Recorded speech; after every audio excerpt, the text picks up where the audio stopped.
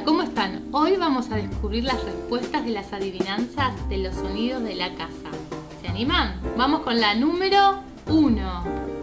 ¿Qué era? Era el depósito del inodoro. ¿Lo habían adivinado? Ahora vamos con la número 2. La ducha del baño. Ese era fácil.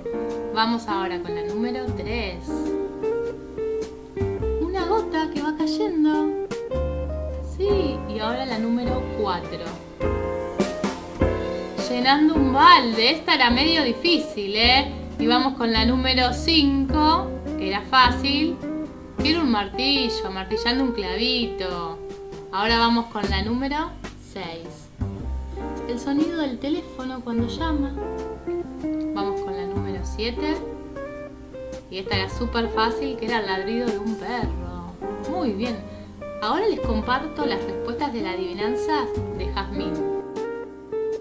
¿Pudieron escuchar el programa de radio que subí el día lunes al blog? Espero que sí y que lo hayan disfrutado tanto como yo. Les mando un beso muy grande y nos vemos el viernes en un